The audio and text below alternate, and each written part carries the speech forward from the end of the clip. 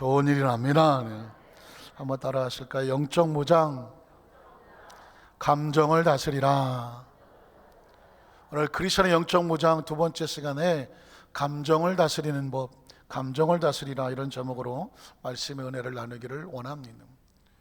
사람은 무엇으로 삽니까? 그 중에 여성과 남성을 나누면 여자는 무엇으로 사는가? 이렇게 인터넷에다가 딱 치면 여자는 무엇 하는가? 노래도 나오고 드라마도 나옵니다. 그리고 소설도 나오고 여러 가지 글들이 나오고 있습니다. 여자는 무엇으로 삽니까? 사랑과 관심과 배려와 따뜻함, 이걸 다 뭐라고 말할까요? 사랑이라고 말하더라고요. 혹시 김연자 가수를 기억하십니까? 우리 성도들은 전혀 그런 데 관심이 없습니다. 아모르파, 잘 모르십니까? 그 김연자라는 그 트롯 가수의 노래 가운데 10번 내로라고 하는 노래가 있더라고요. 앞뒤는 잘 모르겠는데 중간에 이런 가사가 있습니다. 여자는 꽃이랍니다. 혼자 두지 마세요. 내가 전화하면 몇 분 내로? 10분 내로 달려오라는 거예요. 사실은 트로트 가수지만 대중가요 속에 어떤 심리가 담겨져 있지 않습니까? 여성은 꽃이다. 혼자 두지 말라는 거예요. 꽃은 항상 관심과 배려 속에 성장할 수 있지 홀로 내버려두면 시들어 버릴 수도 있다는 것이죠.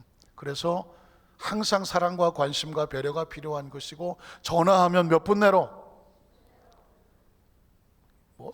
지체하지 말고 기다리게 하지 말고 옆길로 새지도 말고 그냥 10분 내로 오라 그래요. 항상 함께 있고 떨어져 있어도 곁에 있음을 느끼게 해달라는 의미와 같아 보입니다. 그러면 남성은 무엇으로 삽니까? 고전적인 이야기지만 남자는 자기를 위해서 인정해주는 사람을 위해서 목숨도 건다.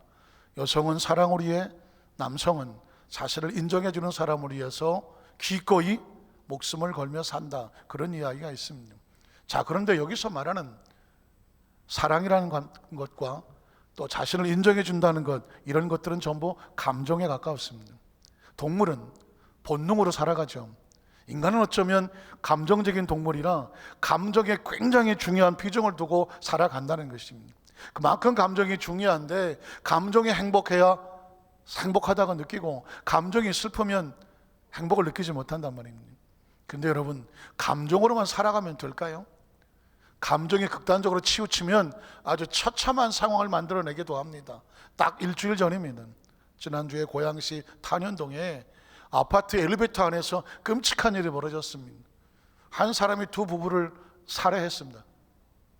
그리고 자기는 다시 아파트에 올라가서 그 아파트 18층에서 뛰어내렸습니다. 기억하십니까? 왜 그런 일이 벌어졌을까? 알고 봤더니 그 18층과 19층 사시는데 층간소음이 굉장히 심했던 모양입니다.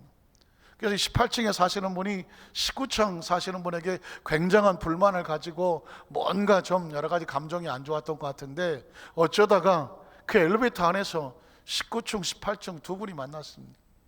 어떤 대화가 오고 좋았는지 모르겠지만 어쨌든 18층에 사시는 분이 미리 준비했는지 가지고 있었는지 모르겠지만 흉기로 19층 두 부부를 살해하고 말았습니다. 끔찍한 일이 벌어졌죠. 그리고 자기는 자기 아파트 18층에 올라가서 베란다에서 뛰어내렸습니다. 감정이라는 것이 얼마나 끔찍한 일을 만들어낼 수 있을지 보여지지 않겠습니까? 크리스천은 과연 무엇으로 살아야 되겠습니까? 본능으로 짐승처럼 살아갈 수 없는 것이고, 인간의 보편적인 감정과 기분으로만 살아갈 수 없다는 것입니다. 크리스천은 무엇으로 살아가냐면 하나님의 말씀과 계명으로 살아가야 되는 것입니다.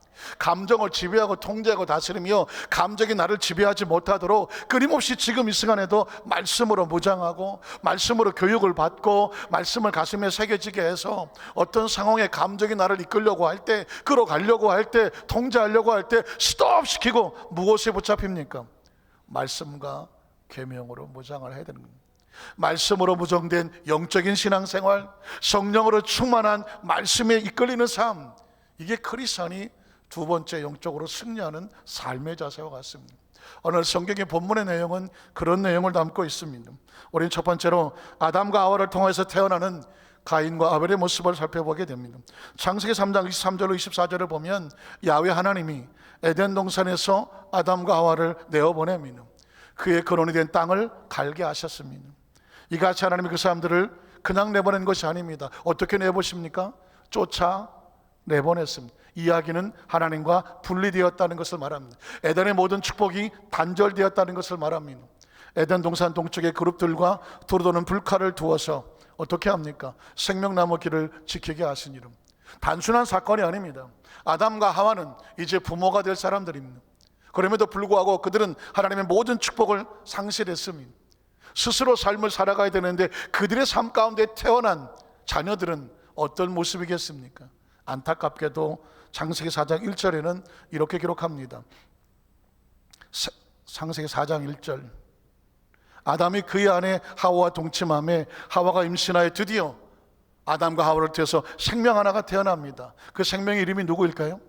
가인이라고 말하고 있습니다. 이 가인, 만약에 아담과 하와가 에덴 동산에서 하나님의 축복 가운데 살 때 그때 태어났으면 얼마나 좋았을까요? 안타깝게도 아담과 하와가 하나님의 그 축복을 상실했을 때 그 상황에서 가인이 태어납니다. 아담과의 아픔과 상처와 눈물, 원망과 불평, 끊임없는 영적인 그 처절한 절망 속에 가인이 태어났으니 그는 무엇을 보고 배웠겠습니까? 아담과 하와가 모이면 늘 에덴에 있을 때가 좋았는데 그까짓 거 산옥 하나 따먹었다가 하나 우리를 내보내시고 이 고생을 시키니 하나님이 원망스럽다.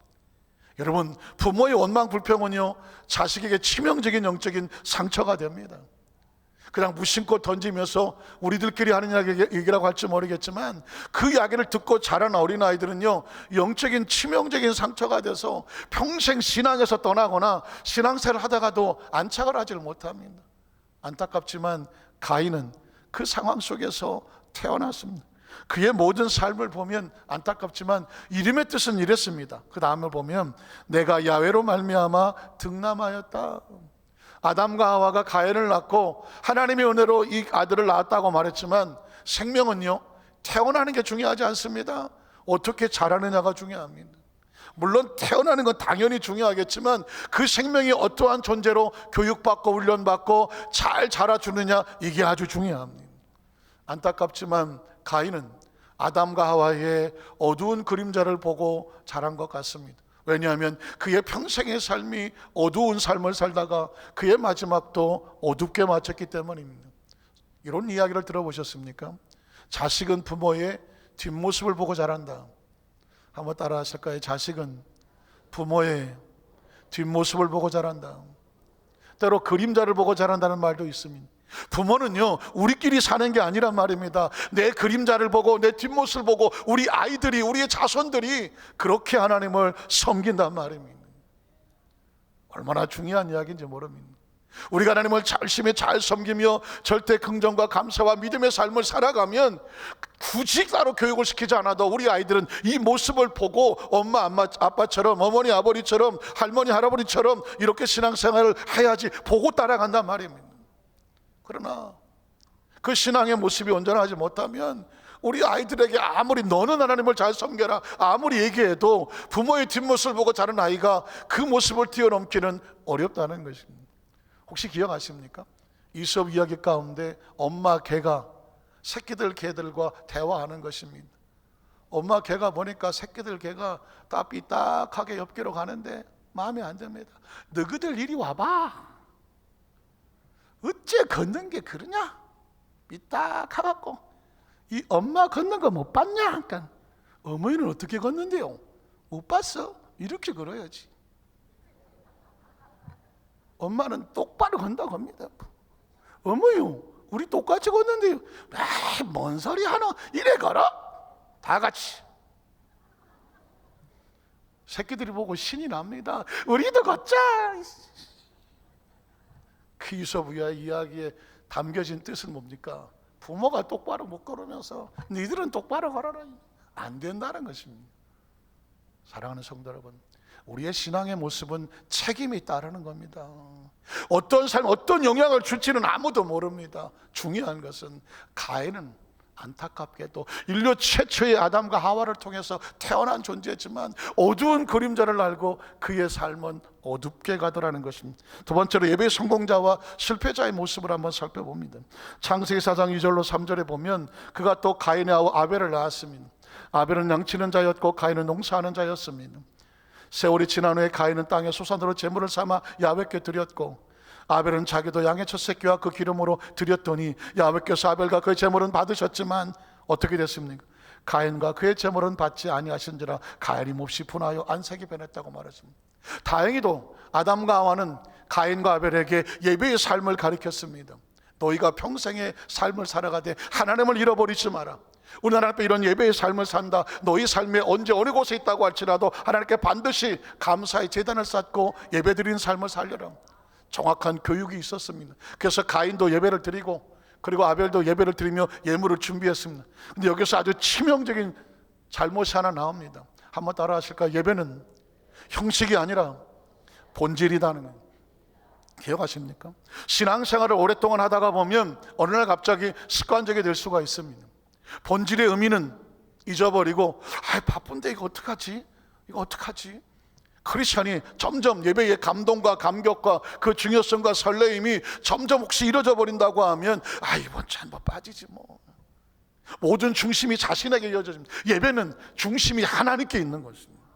한번 따라서 예배는 중심이 하나님께 있는 것입니다. 예배는 죽느냐 사느냐에 대한 하나님과의 만남이라는 것입니다. 하나님과 단절되고서 이 땅에 살아갈 수 있는 존재가 누가 있습니까? 아벨은 그 예배에 본질이 있었습니다. 중심이 있었습니다. 진정이 있었습니다. 진실이 있었습니다. 그래서 그의 제물과 그의 예물은, 그의 예배는, 제사는 하나님이 받으셨다고 말했습니다. 기뻐하셨다는 이야기가 왔습니다. 그러나 가인은 안타깝게도 그의 제물을 하나님께 드렸지만 하나님께서 가인과 그의 제사는 예물은 받지 아니하였더라. 도대체 무엇이 잘못됐을까요? 요한일서에 보면 가인은 평소 그의 행위가 악하였다고 말하고 있습니다. 그러니까 예배는 형식이 중요한 게 아닙니다. 삶이 예배가 되어야 되는 것입니다. 평상시 하나님과의 관계가 그게 예배가 되어야 되는 것입니다. 한번 따라하실까요? 예배는 삶이다. 삶은 예배다. 그러면 매일 주일을 예배 드린 것처럼 드리냐? 그게 아닙니다. 매 순간 내 안에 하나님의 성령님과 함께 지금 이 삶의 모습이 하나님 보시기에 좋은 모습인가? 이게 예배인 겁니다. 하나님 보시기에 좋은 것이 예배라는 것입니다. 내 말 한마디, 행동 하나, 생각 하나, 이게 크리스천으로서 감정과 기분이 다스리지 못하게 하고 말씀과 계명이 나를 다스리게 하는 삶, 이게 바로 예배의 삶이라는 것입니다. 예배에 성공하니까 아벨은 하나님께서 예배를 받으시는 자가 되지만 가인은 안타깝지만 형식은 있었으나 본질이 없으니까 그 예배는 하나님 기뻐하는 예배가 안 됐다는 것입니다. 시편 1편 1절로 3절에 보면 예배자의 삶이 이런 것입니다. 복 있는 사람은 악인들의 꾀를 따르지 아니하며 죄인들의 길에 서지 아니하며 오만한 자들의 자리에 앉지 아니하고 오직 하나님 율법을 즐거워하여 그 율법을 주야로 묵상합니다. 말씀이 나를 지배하고 통제하고 다스리게 합니다. 이게 예배라는 것입니다. 그럼 어떤 일이 벌어집니까? 그런 시냇가에 심은 나무가 저를 따라 열매를 맺으며 그 잎사귀가 마르지 않습니다. 하나님과의 관계에 성공을 했더니 삶은 하나님이 책임져 주시는 것입니다. 그가 하나님 모릅니다. 형통하리로다. 운이 좋고 재수가 좋았나요? 아닙니다. 말씀을 붙잡고 계명대로 살아갔더니 감정과 기분에 휩쓸리지 아니하였더니 내가 가는 길이 가장 좋은 길로, 온전한 길로, 형통한 길로 그 말씀이 나를 인도해 가는 것입니다. 세 번째로 신앙의 위기를 당할 때 하나님의 명령과 말씀이 선포되고 있습니다. 창세기 4장 6절에 보니까 야훼께서 가인에게 이르시되 네가 분하여 함은 어찌 됨이며 안색이 변하면 어찌 됨이냐. 하나님께서 자신의 예배와 제물을 받지 않았다고 하니까 가인이 거기서 감정적인 반응을 보입니다. 이거 뭐야? 아벨은 제물과 제사를 받으시고 아니 내 제물과 제사는 안 받아? 이게 뭐지? 이 상황에서 가인은 하나님 앞에 어떤 반응을 보여야 정상이었겠습니까? 아차, 내가 뭘 잘못했나? 어디서 무엇이 잘못됐지? 그 다음에 어떻게 됩니까? 하나님, 제가 하나님 앞에 무엇을 어떻게 잘못했습니까? 하나님, 하나님께서 깨우쳐 주시고 알려주셔서 예물이 잘못됐습니까? 혹시 제가 잘못됐습니까? 형식이 잘못됐습니까? 내 마음이 잘못됐습니까? 무엇이 잘못됐습니까? 하나님 앞에서 나를 알려달라고, 가르쳐달라고, 교육을 시켜달라고, 새롭게 할 수 있는 기회를 달라고. 이게 하나님께 보여야 될 가인의 반응이었는데 순간 자존심이 무너집니다. 동생의 것은 맞춰지지만 내 것은 못 받고, 똑같은 예물이지만 하나님은 누구는 받고 누구는 안 받고 차별하는 것 같고, 그리고 나는 인정받지 못하는 것 같고, 기분 나쁘고 자존심 상하고 속 상하고, 그런 감정이 지배하니까 얼굴색이 변하는 것입니다. 얼굴이 불그락불그락하고, 세상적인 말로 뚜껑은 열리고 화는 나고 열은 받고, 이 감정에 치우치면 어떤 것이 나옵니까? 벌써 눈빛이 달라지고 얼굴이 달라지고 입에서 나오는 말이 달라지고 행동이 달라지고. 가인이 지금 별로 반응이 없구먼. 그러니까 하나님께서 뭐라고 말합니까? 가인아, 네 얼굴이 불그락불그락하고 네 얼굴에 분노가 가득하며 안색이 변하는 이유는 무슨 이유냐? 하나님은요, 우리의 안색까지 살피신 하나님입니다. 한번 따라 하실게요. 하나님은 우리의 얼굴 표정 하나까지, 눈빛 하나까지 살피신다. 여러분도 똑같지 않습니까? 여러분의 자녀들이 나이에 상관없이, 아이들이 가만히 있는 것 같지만 부모는 그냥 지나치지 않죠. 슬쩍 지나가지만 별일 없니? 하지만 그 순간에 아래 위로 스캔을 다 합니다. 얼굴 표정 괜찮은지, 애가 뭐 눈빛은 맑은지, 뭐 좀 힘이 없는 건 아닌지, 피곤하지 않은 건 아닌지, 몸의 상태는 괜찮은지. 우리 중고등학생들 잘 모를 거예요. 부모가 쳐다보면요, 슬쩍 지나가는 거지만 순간 360도 3D로 다 훑어버린다니까. 별일 없는지, 컨디션은 괜찮은지, 애가 혹시 다른 일로 스트레스 받지 않는지, 그 표정 하나하나를 보면서 어떻게 합니까? 아이가 생기가 발랄하면 엄마 아빠도 생기가 발랄합니다. 그런데 애가 어딘가 모르게 좀 힘없어고 그러면 제가 왜 저럴까? 마음에 근심이 되고 걱정이 되는. 뭐 저는 저희 집 아이가 나이 30이 다 돼가도 어쩔 수 없던데, 그냥 수척 지나가지만 별일 없냐 하지만 다 보죠. 아, 괜찮아요. 근데 괜찮아요 하지만 목소리도 진짜 괜찮은 목소리인지 그냥 괜찮다고 하는 목소리인지 그 음성 분석까지 다 하게 되더라고요. 왜 그럴까요? 자식이 편해야 부모가 편하죠. 하나님은요, 그 가인의 심령 속에 그 마음의 상태까지 다 헤매고 찾아서 다 살펴보고 계셔. 그러면서 이렇게 말하는 것입니다. 가인아, 네가 왜 이렇게 뭐 얼굴이 붉고 감정이 안 좋고 마음이 안 좋아? 이 이야기는 뭘까요? 가인을 책망하고 손가락질하는 것이 아닙니다. 지금이라도 당장 그 감정에서 나와서 네가 하나님의 사람으로서 말씀과 계명을 붙잡고 다시 시작하기를 원하는 것입니다. 7절에 보니까 이렇게 말합니다. 네가 만약에 선을 행하면 어찌 낯을 들지 못하겠느냐? 선을 행하지 아니하면 죄가 문에 엎드려 있느니라. 죄가 너를 원하나 너는 죄를 다스릴지. 굉장히 중요한 것입니다. 사람이 감정적으로 상처를 입고 속이 상하고 아프면 영적으로 살아야 될 하나님의 사람이 감정에 붙잡히면요, 이 감정의 배후에는 뭐가 있는지 아십니까? 악한 영이 있다는 걸 아셔야 됩니다. 감정이, 악한 감정, 분노의 감정, 부정적인 감정의 배후에는요 악한 영이 있습니다. 그래서 이 악한 영들은 마음속에 우리를 통제하고 지배하면서 어떻게 하냐면 그 감정으로 상대에게 독을 쏟아놓게 만들어줘. 고향시로 돌아가서 그 18층에 사시던 분이 평상시 아마 그 층간 소음이 너무 스트레스 받고 힘들었던 것 같아요. 압니다. 저도 그 전에 어떤 아파트 살았는데 그 2층에 사시는 분이 술집을 하시는지 새벽 2시에 들어와고, 새벽 2시에 들어오면 그 부부가 또 한바탕 싸우고 막 난리 법석을 치고 막 비명소리가 들리고 막 하도 열을 받아 내가 쫓아 올라갔더니 경찰이 먼저 와 있더만요. 다행히 경찰이 오는 바람에 난 밑으로 내려갔지, 안 그랬으면 그냥 문 두드리고 할 뻔했어요. 이게 한두 번도 아니고 매 토요일마다 그러니까. 주일날이면 넌 아침에 새벽같이 나가서 예배를 해야 되는데 새벽 2, 3시, 4시까지 치고받고 싸고 난리가 나니까 그 층간 소음 때문에 고통당하는 이해가 가요. 전 그 이후로 18층만 삽니다. 꼭대기만 삽니다. 아유, 층간 소음 쉽죠. 그러나 그 감정 때문에 여러분, 감정이 시키는 대로 그 사람을 죽이려고 했다면 아마 그 순간은 굉장히 쾌감이 있었을 겁니다. 감정이 해소되는 쾌감은 이루 말할 수 없죠. 그냥 죽여버린다 해가지고 그냥. 그래 죽였습니다. 시원합니까?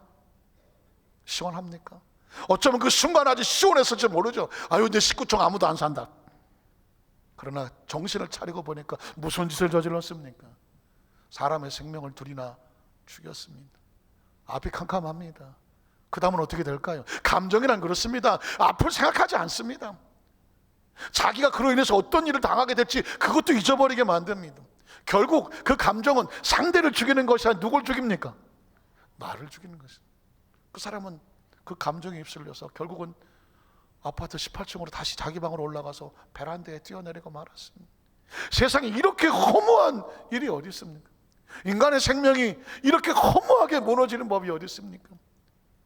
아니 그렇게 허무하게 가려고 공부를 했습니까? 나이를 먹었습니까? 악착같이 힘들고 어려운 삶을 끝까지 살아왔습니까? 결국 그렇게 죽으려고 살아왔습니까? 여러분 우리는 사람을 얘기하는 것이 아니라 그 배후에 그것을 조장하고 움직이는 감정이라는 것이 얼마나 무서운 것인가. 만약에 나 같으면 18점 뽑습니다. 20층으로 이사 갑니다. 밤새 두드리지. 여러분 표정이 심각하셔서는 안 하도록 하겠습니다. 아니 왜 그런 마음의 상처가 차라리 방을 빼서 이사를 가거나 피해야지. 감정의 충돌은 피해야 됩니다. 거기 끌려 있으면 절대로 안전하지가 않습니다. 때문에 하나님께서 가인에게 이렇게 말하는 것이 네 안에 감정이 끓지 그거는 죄의 모습과 같아. 죄는 너를 원해. 네가 죄 짓기를 원해. 그러나 너는 죄를 다스릴지니라. 감정을 다스리고 분노를 다스리고 절망을 다스리고 서운함을 다스리고 속상함을 다스리고 억울함을 다스리고 너는 하나님의 사람이니까 이 상황 속에서 하나님의 지혜를 구하고 명철을 구해서 너도 살고 나도 살 수 있는 그 길을 선택하는 것입니다. 하나님께서 지금 우리에게 명령, 여러분 평생을 살아가면서 하나님의 음성을 하나 기억하십시오. 내 감정이 너무 복받쳐서 내가 어떻게 할지 모를 때 그렇게 되면 내 밖에 기다리고 있는 것은 죄다. 죄가 나를 죄짓기를 기다린다. 그러나 너는 죄에 굴복하지 말고 누구를 의지하고 하나님을 의지하고 무엇을 다스려라? 죄를 다스려야 돼. 감정이 폭발하면 너도 죽고 나도 죽는 것입니다. 네 번째로 그 명령에 순종하는 자와 순종하지 못한 자의 결과를 보겠습니다. 창세기 4장 8절로 9절을 보면 가인이 그의 아우 아벨에게 말하고 그들이 들에 있을 때에 가인이 그의 아우 아벨을 어떻게 합니까? 죽입니다. 여러분 감정의 마지막 끝은 상대를 죽여야 끝이 납니다. 우리 어렸을 때 보면 너희 시기 까불면 왜 이런 일을 했을까요? 너 한번 죽어볼래? 모든 욕에 모든 싸움의 끝은 너 죽어? 왜 그러고 자랐지? 화가 나서 막 싸울 때만 저 새끼 죽여버리지. 이게 그냥 하는 말이 아니라 감정이라는 건요 결국 우리를 강도의 차이는 있겠지만 끌고 가서 결국은 상대를 죽이게 하고 나도 죽이고 서로 망하게 하는 악한 영의 괴교가 숨겨 있는 걸 볼 수가 있는 것입니다. 결국 하나님은 그토록 가인을 말렸지만 가인은 말씀과 계명이 아닌 자신의 감정의 분노가 이끄는 대로 결국은 뭐하고 맙니까? 아벨을 쳐서 죽이고 맙니다. 그러면 가인은 아벨을 쳐서 죽이면 편안할까요? 편안하겠습니까? 감정에 이끄는 삶의 결과는 안타깝지만 처참합니다. 그 다음 절을 보면 야훼께서 가인에게 이르시되 네 아우 아벨이 어디 있느냐? 그가 이르되 내가 알지 못합니다. 내가 내 아우를 지키는 자입니까?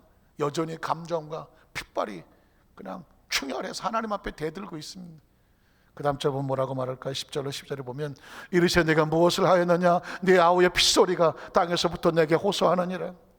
땅에 그 입을 벌려 내 손에서부터 네 아우의 피를 받았은즉 내가 땅에서 뭘 받습니까?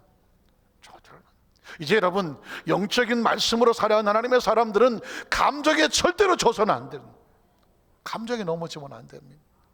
인간이라서 감정적인 동물이라 감정에 휩싸일 수밖에 없고, 끊임없이 감정의 그 소용돌이가 우리 마음과 생각을 지금 이 순간에도 앞으로 또 살아가면서 무수히 많게 우리의 삶을 다가올 것입니다. 우리를 함정에 넘어뜨리려고 발목을 잡을 것이며 우리를 아주 그냥 모가지를 끌고 갈 수도 있습니다. 그러나 오늘 말씀은 이렇게 말합니다. 감정의 끝은 서로 죽이고 끝나는 것이다. 그리고 하나님의 축복이 단절되고 맙니다. 뭐라고 말합니까? 네가 땅에서 저주를 받는다라고 말하고 있습니다. 하나님의 축복이 단절되는 것을 말합니다. 그 다음 절은 뭐라고 말합니까? 내가 밭을 갈아도 땅에 다시 효력을 주지를 않아요. 하나님과 단절되면 하나님의 축복에 응답이 없는 것입니다. 내게 주지 아니할 것이고 너는 땅에서 피하며 평생을 여기저기 떠돌며 유리하는 자가 될 것이라는 것입니다. 사랑하는 성도 여러분, 신앙생활의 아주 중요한 결단과 각오는 이겁니다. 감정대로 살지 말자. 기분대로 살지 말자. 서운함에 끌려가지 말자. 억울함에 끌려가지 말자.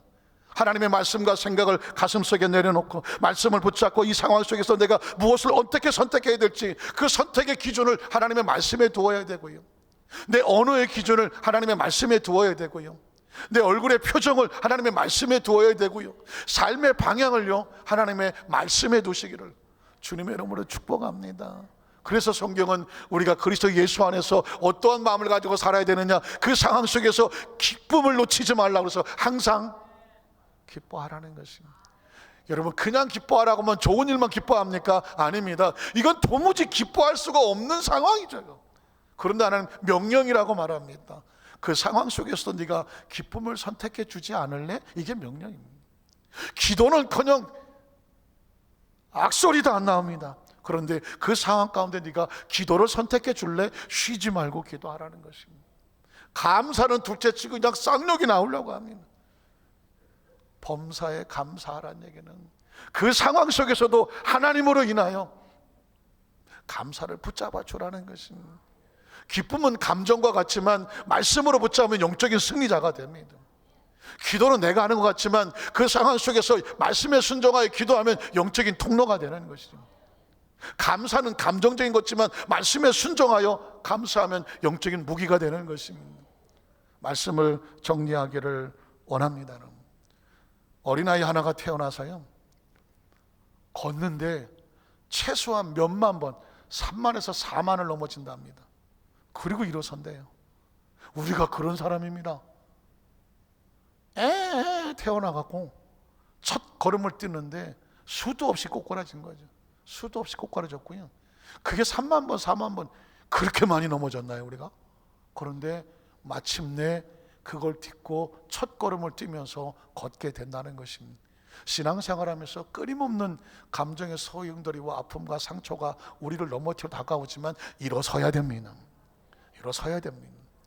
혹시 지난번에 말씀드렸지만 전남 곡성에 107살 되신 어르신이 계셔서 뽀빠 이상용 씨가, 그분도 70이 넘었을 텐데 인터뷰를 갔습니다.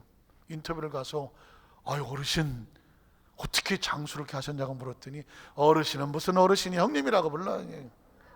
107살인데 형님이라고 불러서 한 방 맞았죠. 그래서 아이고 형님, 그러면 어떻게 이렇게 107살까지 장수를 하셨냐고 비결을 알려드릴까요? 한번 따라 하실까요? 버텨. 아니 뭐가 이렇게 어려워. 그냥 버텨. 죽지 말고 버티래요. 그 양반의 장수 비결은 뭐냐면 그냥 안 죽고 버텼대. 그때 지금 107살을 산대. 굉장히 중요한 의미가 있어요. 100일 버티는구나. 우리는 내가 몇 살까지 살 수 있을까? 내가 정말 장수할 수 있을까? 그래서 어떻게 운이 뭐가 좀 이렇게 바깥에서 오는 줄 알았더니 이 형님은 안 죽는데 자기가 주도권을 가지고 있어. 죽지 말고 버텨. 그럼 장수한대. 그래서 그럼 형님은 107살까지 사시면서 꼴 보기 싫은 놈, 아주 속상하게 막 괴롭히는 놈, 아주 그냥 안 봤으면 좋겠는 놈, 그런 아주 속색이는 사람이 어떻게 참았냐고 107살까지. 그랬더니 제가 비결을 가르쳐 드릴까요? 한번 따라 하실까요? 냅둬버리라네. 신경 쓰지 말고 냅둬버리래. 왜냐하면 나중에 보니까 없더래. 107살 되고 보니까 아니 지가 알아서 70에 가고 80에 가고 뭐 좀 오래 버티는 건 90에 가고 알아서 다 가더래. 굳이 그런 데 신경 쓰지 말래. 굉장히 중요한 메시지가 담겨져 있습니다. 오늘 우리가 신앙생활, 믿음생활 하다가 보면 별별로 힘들고 어렵게 하는 일들이, 상처 줄 일이 너무 많아. 근데 그거를 상처를 다 받고 살면 힘들어서 못 살아. 버텨야 돼. 그리고 냅둬 버려요. 누군가 나한테 와서 약 오르지? 아니 내가 약이 안 오르는데. 서운하지? 내가 서운하지 않은데. 화나지? 내가 화가 안 난다니까. 억울하지? 내가 억울하지 않아. 왜 다른 사람이 내 감정을 휘젓느냐고. 너 때문에 내가 왜 기분 나빠야 돼? 내가 기분 안 나쁘면 되는 건데. 너 때문에 내가 스트레스를 왜 받아? 내가 스트레스는 내가 안 받는 거야. 너 때문에 내가 왜 서운해?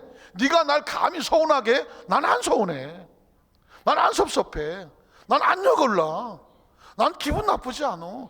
기분도 내 거고 감정도 내 거고 자존심도 내 거고 내가 주인인데 왜 내가 다른 사람 위해서 이 소중한 내 감정이, 이 소중한 내 마음이, 소중한 내 영적인 생활이 왜 휘저비고 남에게 그걸 주도권을 빼앗기느냐고요.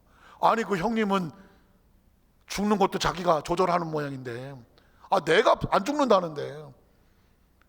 그리고 누가 뭐라 그러면 냅둬라는데 그까짓 것 때문에 내가 오래 사는데 그것 때문에 스트레스 받을 일이 뭐가 있냐는데. 그냥 상투적으로 하는 말 같지만 굉장히 중요한 말입니다. 크리스찬이 영적으로 살아가는데 어떻게든지 여러분을 끌어내리려고 별 영적으로 장수하지 못하게 별의별 원수들이 다 가지고 와서 감정을 건드릴 것입니다. 그럴 때마다 나는 말씀과 계명만 붙잡고 살아. 그런 것 때문에 서운할 사람이 아니고, 그런 것 때문에 기분 나쁘지, 그 정도의 내 자존심이 무너질 사람이 아니고, 그런 것 때문에 내 영적인 이 상태가 흔들리게 할 사람이 아니야. 중심이 딱 잡혀 있어. 이 갑옷이 딱 무장돼서 누구도 내 마음에 흔들 수 없어. 그게 여러분 이 시대를 살아가면서 승리하는 크리스천의 두 번째 감정 다스리기입니다.